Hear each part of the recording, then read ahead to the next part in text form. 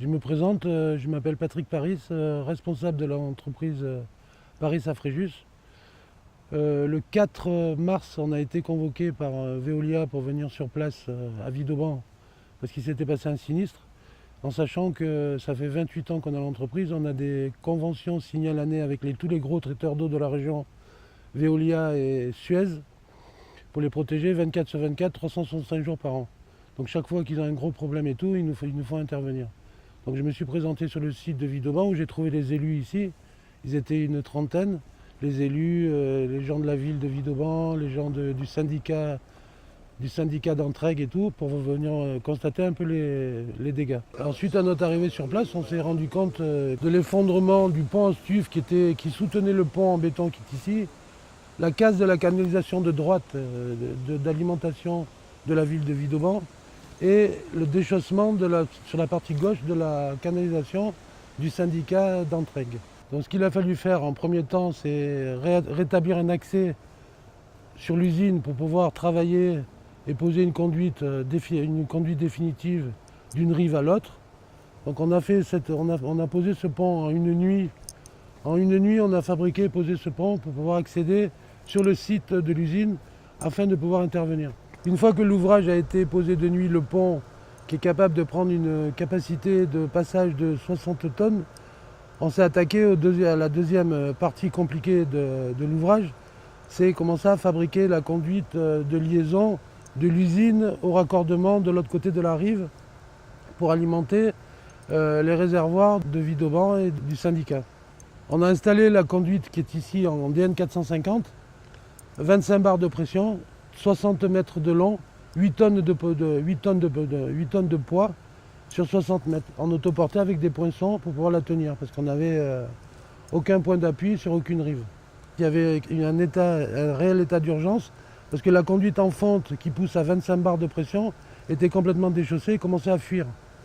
Il y avait une fuite qui commençait à gruger la partie restante du stuve de la face.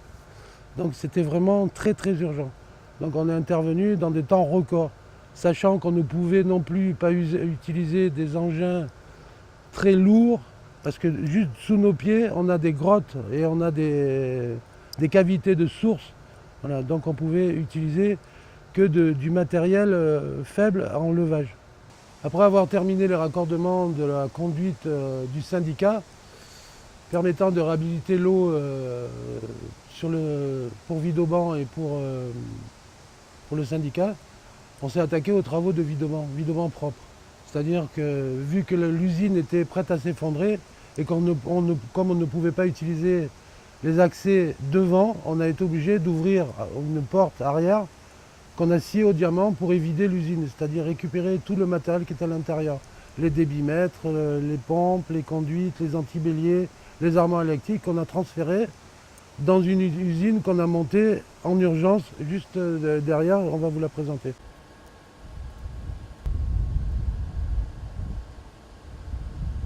On a transféré toutes les armoires électriques servant au pompage, c'est-à-dire pompe de surface et forage.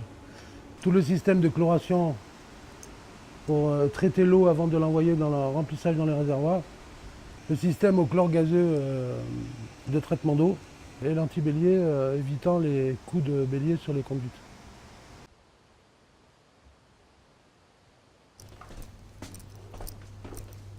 Donc là, on a été obligé de descendre et retourner la conduite des pompes d'eau de surface qui donnent aujourd'hui 150 mètres cubes chacune de pompage, pour les retourner, traverser le mur, faire un carottage et passer en extérieur pour se raccorder sur la conduite où il y a l'antibélier en extérieur.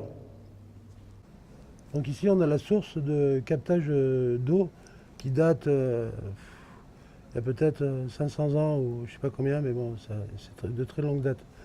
En sachant que juste sous notre tête, là, on a l'appui de la conduite qu'on a mis sur Vidauban.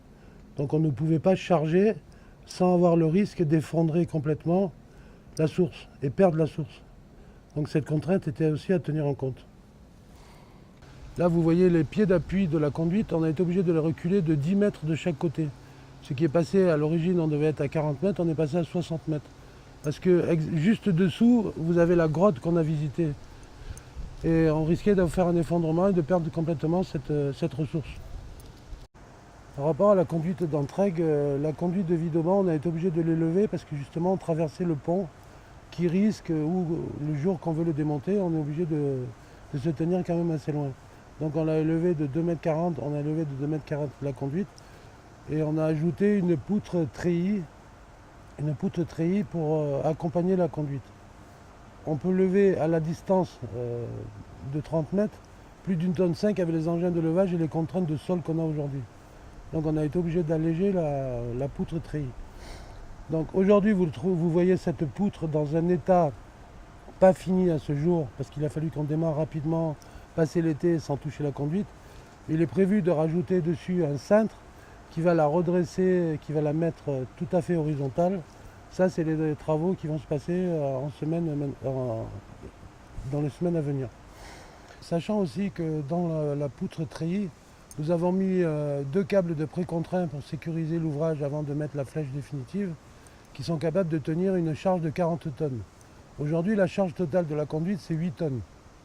Donc on est loin du compte. En plus, on a rajouté un poinçon, la partie inférieure. Donc en aucun cas, ça ne peut s'effondrer, ça ne peut s'arracher, ça ne peut bouger. Ça ira pas plus, le cintre négatif n'ira pas plus bas que ce qu'il est aujourd'hui. Aujourd'hui, quand on a accumulé tous les inconvénients et les problèmes qui se passaient sur ce chantier, tout était problématique. On se trouve avec une ligne haute tension de 20 000 volts juste au-dessus de nous, qui est capable de flécher un engin à 4,50 m, 5 mètres. Donc déjà, ça nous réduisait en taille d'engin pour venir faire le levage. On a eu des problèmes de sol, on a été obligé de se reculer parce que le sol était complètement mouvant et poreux. Donc voilà pourquoi on est aujourd'hui dans ce cas de figure et qui aujourd'hui n'est pas terminé. On doit le terminer, c'était prévu qu'on le termine après la saison d'été parce qu'il y avait quand même urgence à raccorder pour rendre Vidauban complètement autonome et ne plus passer par le syndicat pour être alimenté en eau potable.